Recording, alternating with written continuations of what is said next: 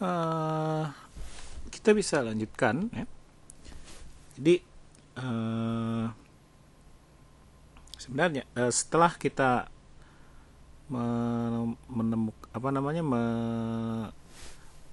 jadi saya review sedikit. Jadi kalau kita memaksimumkan utility ya,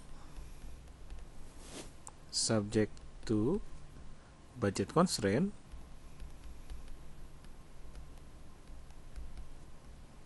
maka kita akan mendapat Marshallian demand ya. Ini Marshallian demand yang merupakan fungsi dari Px, Py dan M, dan juga Marshallian demand untuk Y yang merupakan fungsi dari Px, Py dan M.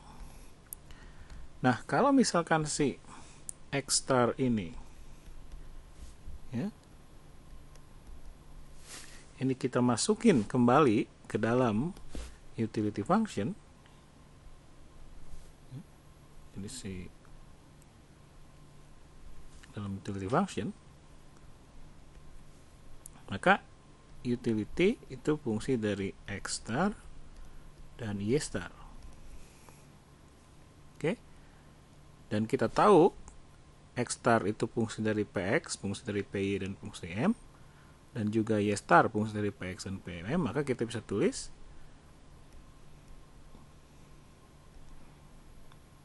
X star fungsi dari Px, P dan M, dan juga Y star fungsi dari Px, P dan M. Oke, sehingga kita bisa tulis U itu fungsi dari Px, P dan M. Ini yang disebut dengan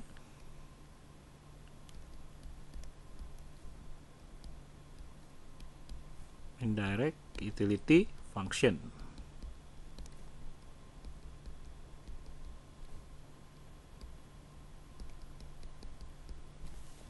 Indirect utility function. Jadi indirect utility function itu bedanya, kalau indirect utility function itu fungsi dari Px, Py dan M, sementara direct utility function itu fungsi dari jumlah barangnya langsung ya. Jadi ini adalah indirect utility function, ini direct utility function. Dengan indirect utility function kita bisa tahu langsung berapa utility yang dapat diperoleh oleh si konsumen hanya dengan mengetahui berapa harga barang X, berapa harga barang Y, dan berapa harga barang M. Oke. Nah, si indirect utility function kita hapus. Itu mempunyai beberapa properti penting ya.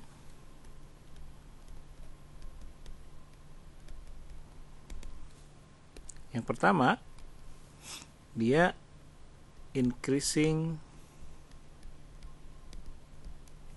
in income. Artinya apa? Artinya kalau income naik, income naik ya, maka indirect utility akan naik. Oke.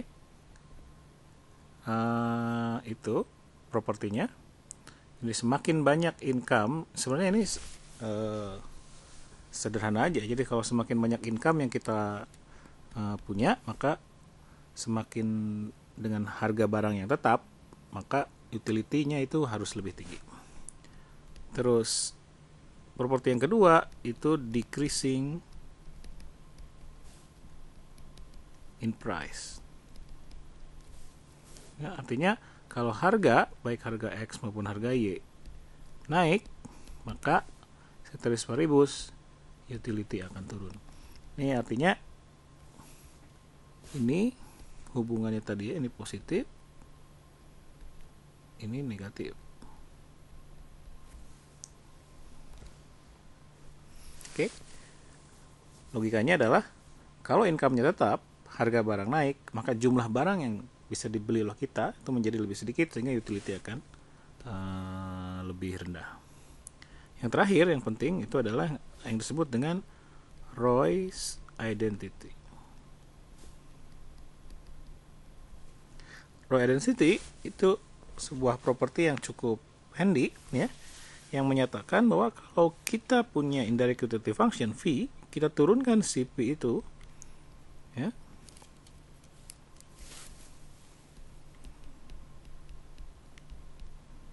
terhadap salah satu harga barang, katakanlah PX, kemudian kita bagi dengan turunan si V sama V tadi sama, ya, terhadap income, kemudian kita angka negatifkan, maka ini akan sama dengan X star. Nah, ini yang disebut dengan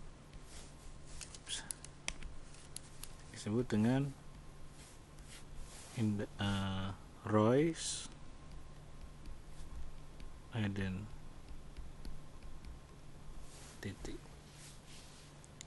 Oke, jadi artinya kalau kita punya indirect utility function, maka kita akan dapat langsung menghitung bagaimana bentuk dari Marshallian demand-nya, ya, tanpa harus go through all the Lagrange equation, ya. Supaya lebih memahami, mungkin ada baiknya saya kasih contoh yang pakai fungsi utility, ya. Nah, kita tahu kalau kita memaksimumkan fungsi utility COP12, ya, subject to M harus sama dengan PX kali X ditambah P kali Y. Kalau kita selesaikan, kita selesaikan, ya. Kita sudah di kuliah sebelumnya kita sudah bahas, maka kita akan menemukan bahwa X star itu sama dengan alpha kali M per PX, kemudian Y star itu sama dengan 1 min alpha kali M per PY. Oke, ini Marshallian demand-nya. Nah, kalau misalkan kita ingin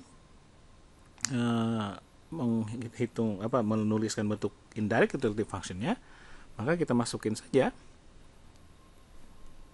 si X star ini ke dalam fungsi utility dan kita selesaikan. Kita tahu X star itu adalah alpha kali M per PX, kemudian kita pangkatkan alpha, kemudian ini kita pangkatkan 1 min alpha. Oke, kita selesaikan.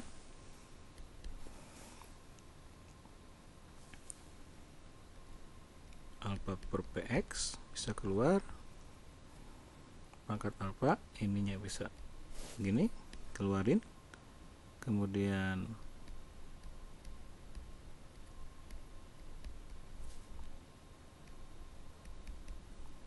oke, kemudian kita bisa gabung.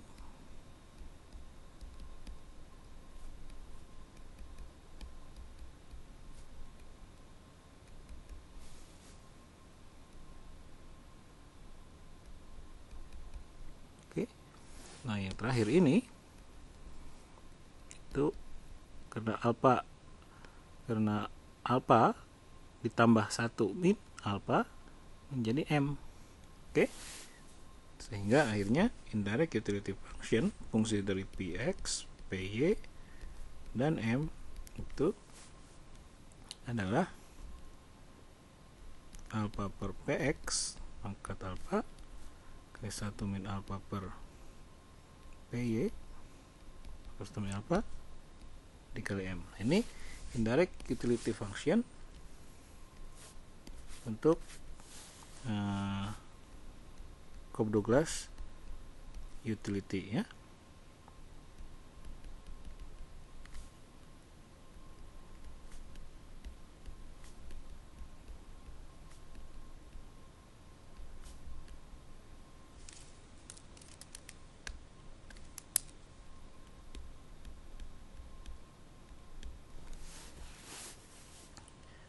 Oke, dan kalau Anda lihat tadi propertinya, ada beberapa properti ya. Increasing in income.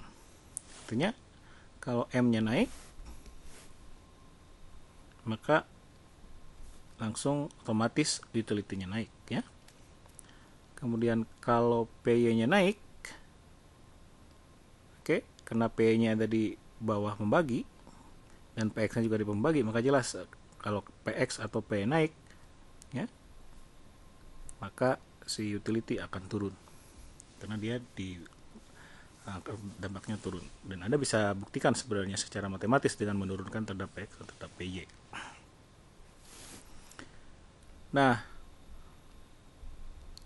tugas Anda ya, supaya jangan saya terus yang gue kerja ya, adalah mengerjakan kuis. Jadi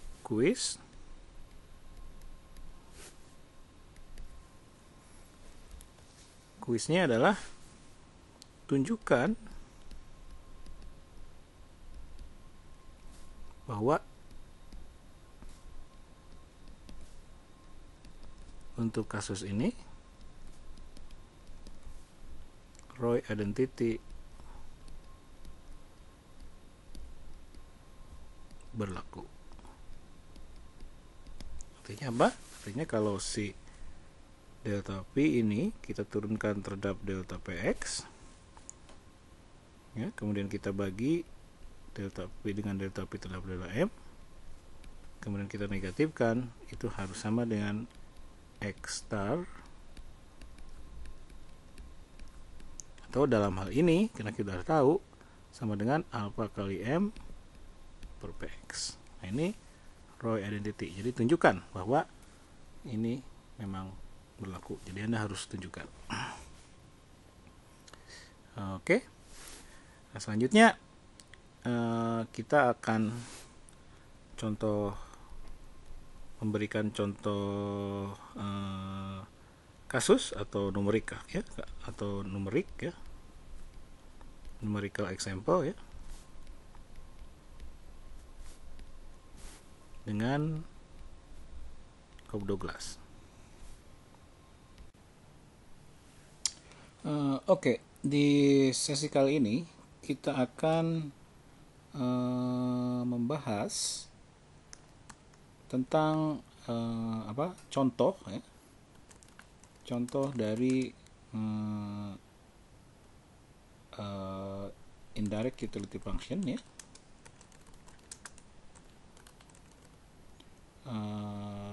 dengan menggunakan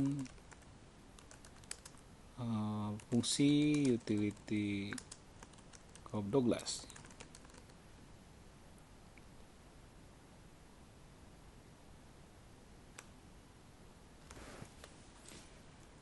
Oke, karena ini fungsi utility Cobb-Douglas, maka Anda tahu bahwa fungsi Cobb-Douglas bentuknya itu fungsi dari salah satu parameternya adalah parameter alpha ya. Kita definisikan aja, misalkan alfanya 0,75 ya. Kemudian Anda tahu bahwa fungsi utility Cobb-Douglas ya, itu adalah X di pangkat alpha dikali Y di pangkat 1 min alpha. Nah, ini fungsi utility Cobb-Douglas. Oke, ini standar. Sekarang informasi yang juga kita perlukan selanjutnya adalah constraint ya, constraint yang kendala yang merupakan kendala anggaran ya, dan atau kendala anggaran ya, itu fungsi dari income ya. Constraint, tulis di sini constraint.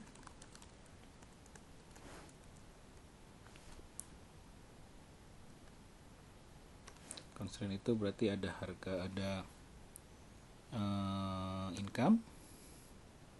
Income-nya itu awalnya misalkan income 0, itu kita ambil 100 ya. Kemudian harga barang X 0, harga barang X 0 itu berarti harga awal ya, periode awal. Itu misalkan 5. dan harga Y. Awal tekanlah 10.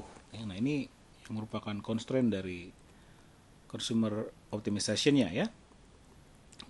Nah, kemudian selanjutnya Anda belajar, Anda juga sudah saya tunjukkan ya, bahwa solusi dari optimisasi ini itu adalah Marshallian demand function ya, di mana Marshallian demand function itu adalah fungsinya kalau kita Lagrange kemudian kita selesaikan ya dengan cara Lagrange, cari first order condition dan lain-lain, maka kita akan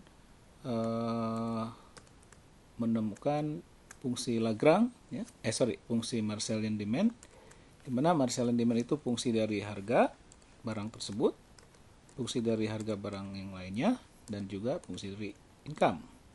Dan untuk Cobb-Douglas ini bentuknya adalah, kalau hasil dari menyelesaikan adalah alpha dikali M dibagi Px.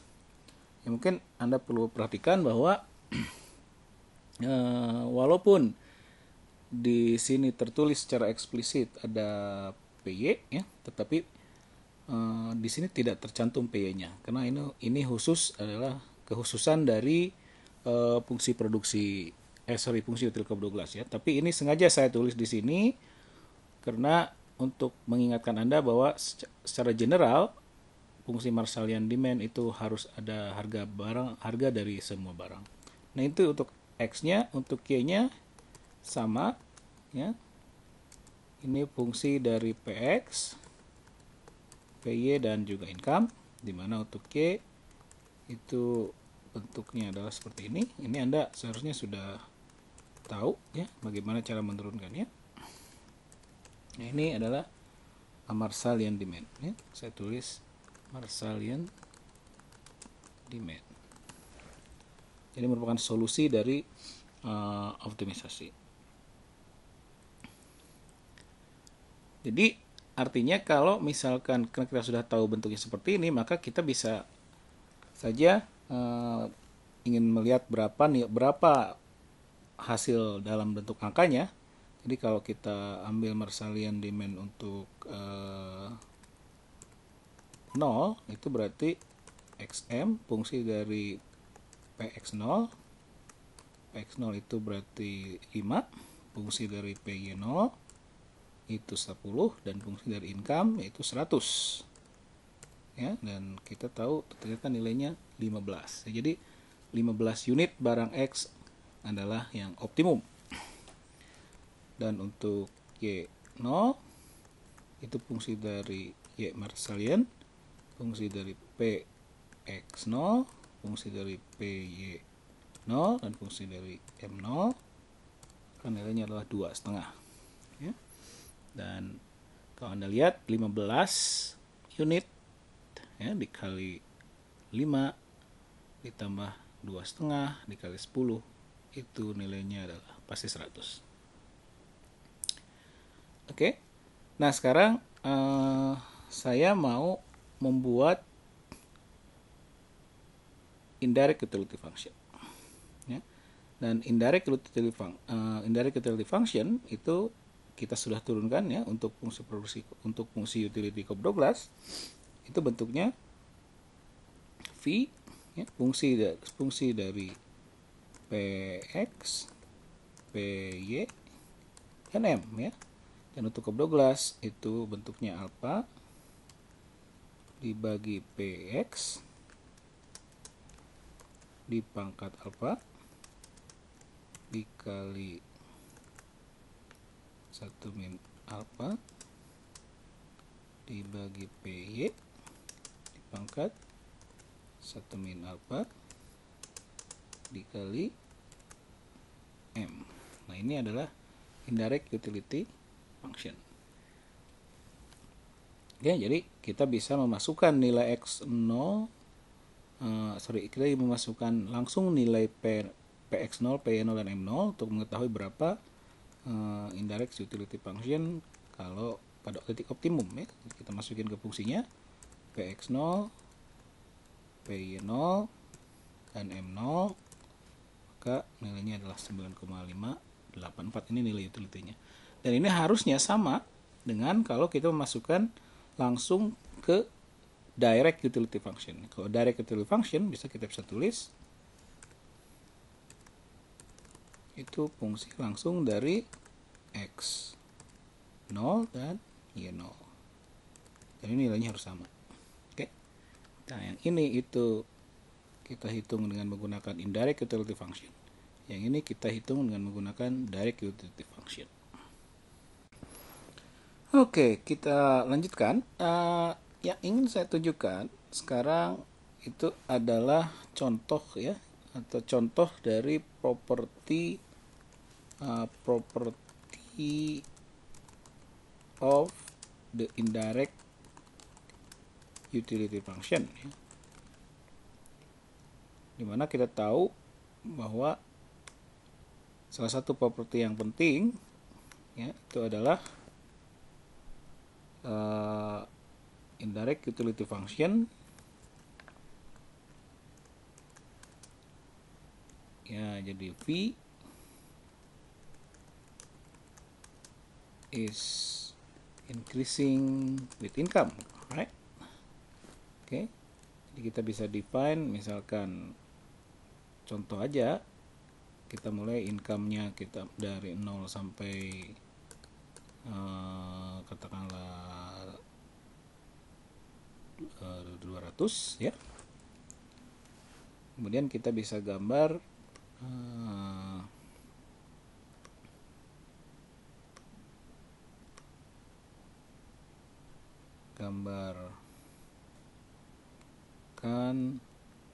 di sumbu horizontalnya M income, kemudian di sumbu vertikalnya adalah indirect utility function.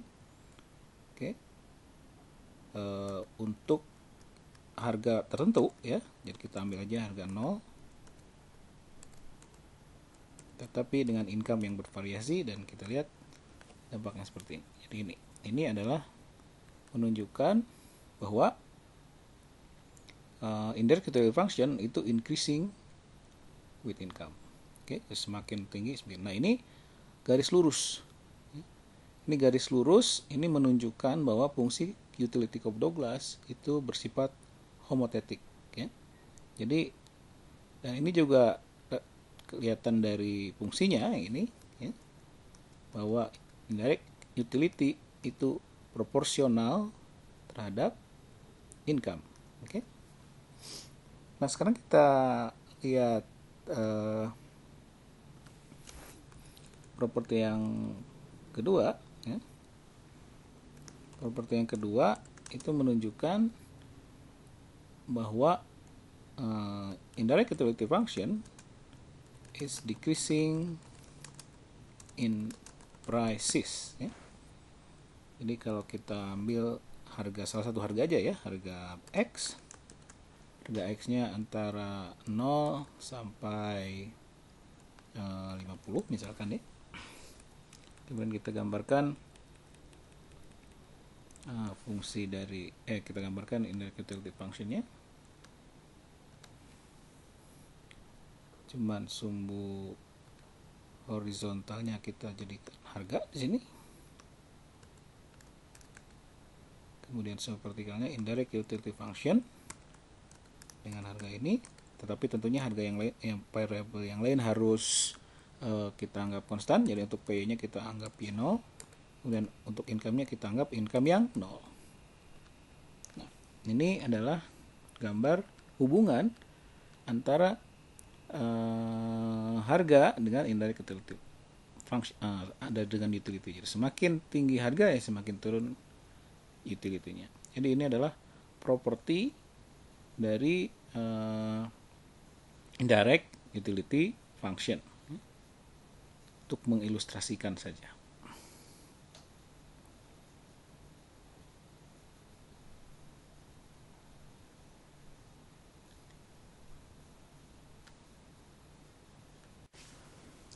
Oke, selanjutnya saya ingin memberikan tambahan contoh ya, contoh kalau kita melakukan optimisasi ya, memaksimumkan utility, tapi utility-nya bukan Cryptoglass ya. Kita ambil contoh yang lain ya untuk tambahan pengetahuan ya. Itu utility CS ya. CS-nya itu ada banyak bentuknya, cuman bentuk yang saya gunakan ini bentuk yang cukup standar ya. Seperti ini.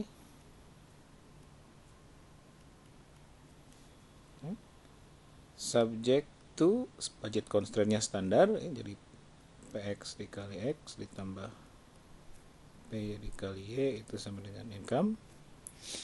Dan juga beberapa tambahan catatan ya, bahwa kita bisa mendefinisikan sigma sebagai 1/1 row. Nanti ketahuan ya apa gunanya nanti, dan ini itu nanti jadi elasticity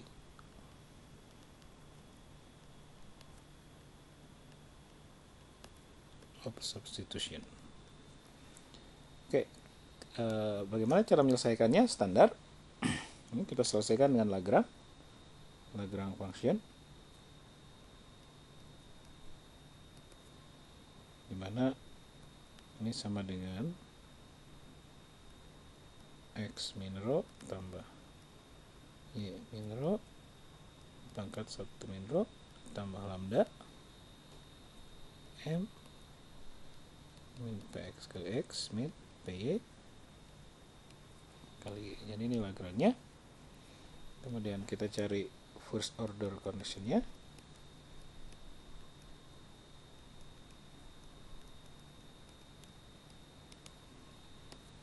Oke. Kita turunkan si Lagrange ini terhadap X.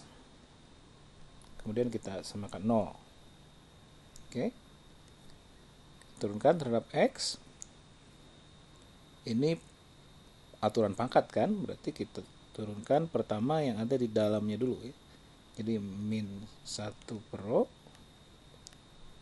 terus ditulis dulu di dalamnya X min row tambah Y min row min 1/row min 1. Oke. Kemudian ini kan chain rule ya. Chain rule Anda sudah belajar dari Pak Martin. Kemudian kita turunkan yang di dalamnya terhadap X. Berarti Y-nya yang ini dianggap konstan, maka kita tinggal turunkan yang ini aja ya. Jadi min row kali X pangkat min row min 1. Terus yang di sininya berarti min lambda kali Px sama dengan 0. Oke, nah ini ada beberapa yang kita bisa sederhanakan. Kenapa? Karena kalau Anda lihat di sini ada min 1/row, di sana ada min row. Berarti ini kita bisa coret. Ya. Kemudian kita sederhanakan menjadi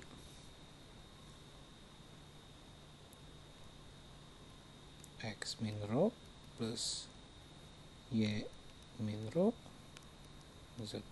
min 1 dikali X min row min 1 sama dengan lambda Px. Ini untuk Lagrange terhadap X. Sekarang kita turunkan first order condition yang kedua, yaitu kita turunkan si Lagrange terhadap Y dan kita sama dengan 0. Caranya sama, min 1/row X min row, kalau ininya sama awalnya ya, karena chain rule yang tahap pertama sama.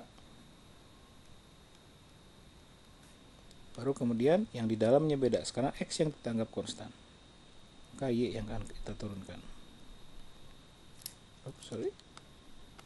Y.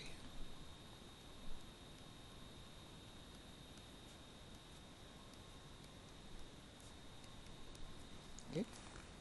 Sama, ini kita bisa coret, ini kita bisa coret. Oke, jadinya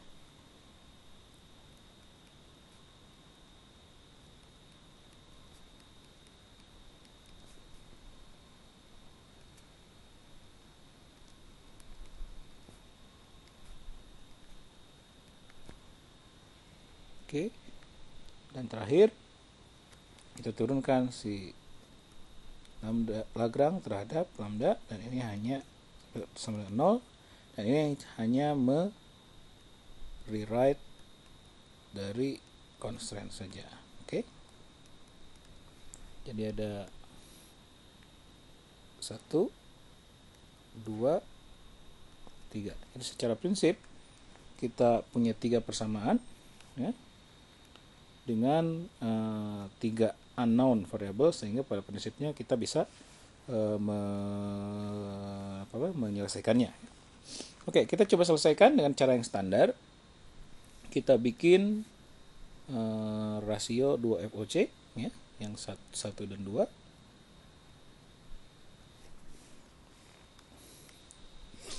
Dan Anda tahu ini dari 1, 2 ya, 1 dan 2 ini kelihatan bahwa lambdanya akan hilang ya. Lambdanya akan hilang. Dan juga karena bagian pertamanya sama, nah yang ini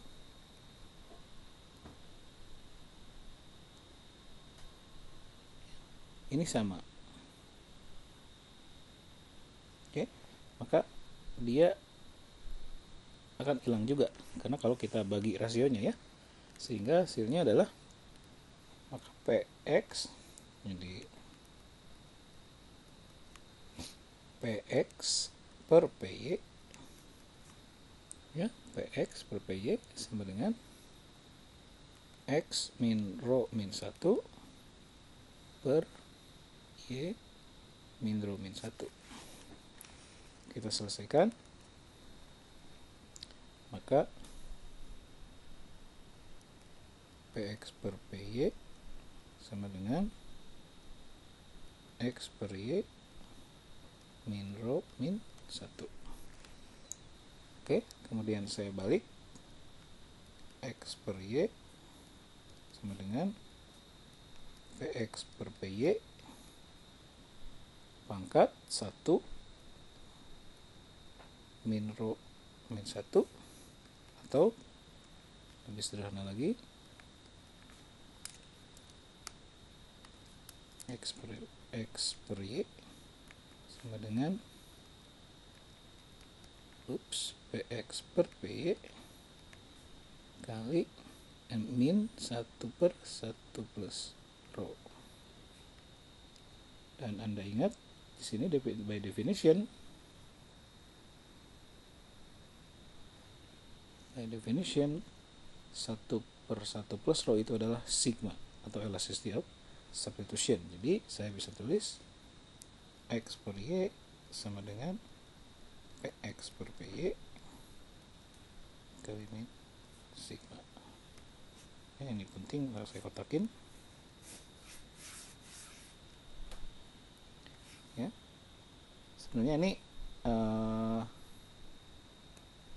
juga menunjukkan elasticity of substitution kan. Ini artinya kalau rasio harga naik 1%, maka rasio X Y akan turun sigma persen. Oke, nanti kita bahas lagi ya. Jadi ini sebenarnya ini juga menunjukkan homotheticity ya.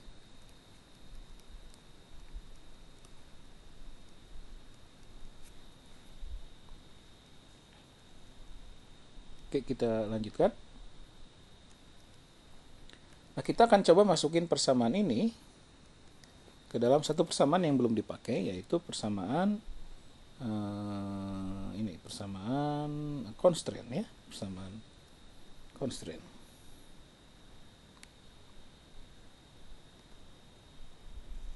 Oke. Nah, constraint itu, budget constraint itu M sama dengan PX kali X plus PY kali Y.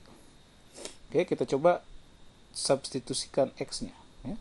Sehingga dari sini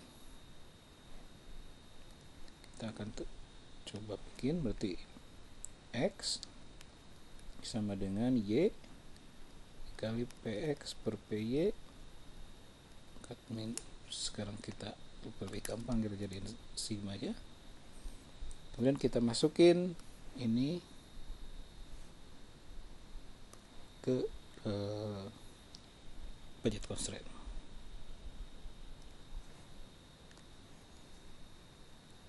Maka M sama dengan PX kali X, X nya kita ganti jadi Y, PX per PY pangkat min sigma ditambah PY kali Y. Nah, kita selesaikan Y nya ya, ada Y, X nya udah hilang, kita selesaikan Y nya. Maka M sama dengan Y nya kita kumpulkan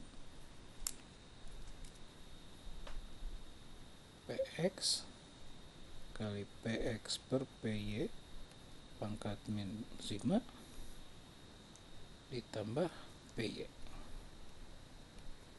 Oke, maka Y star sama dengan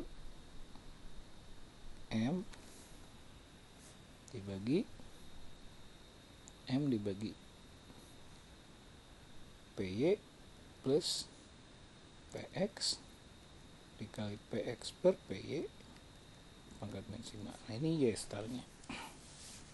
Ini Marshallian demand for Y.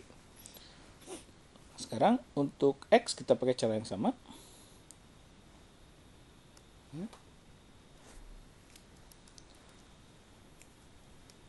Untuk X kita tahu dari persamaan ini ya, maka kita Y nya kita keluarin, berarti Y sama dengan X dikali, nah ini ya tuker lah, kalau PX per Y, jadi sekarang PY per PX, PY per PX PY per PX pangkat min sigma. Jadi ini yang akan kita masukin ke dalam persamaan constraint.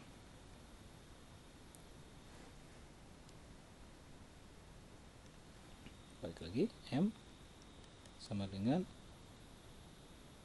PX kali X plus PY kali Y, PX kali X plus PY, Y nya kita ganti dari sini ya, X kali PY per PX pangkat sigma. Oke. Nah, ini M. Kita kumpulkan sekarang X-nya. M sama dengan X PX plus PY kali PY per PX pangkat sigma, sehingga kita bisa tulis X star sama dengan M per PX plus PY kali PY per PX pangkat min sigma. Oke, jadi ini adalah Marshallian demand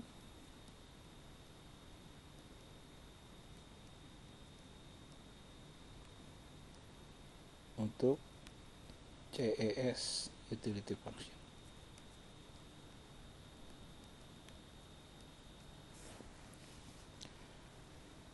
Oke. Kalau di buku Nicholson itu sebenarnya CS-nya agak berbeda bentuknya ya. Jadi untuk di Nicholson itu CS itu bentuknya U sama dengan X pangkat delta per delta plus Y pangkat delta per delta. Sebenarnya kalau Anda selesaikan caranya itu nanti hasilnya akan sama. Hasilnya akan sama. Oke, jadi ini contoh kalau kita menggunakan CS utility function ya.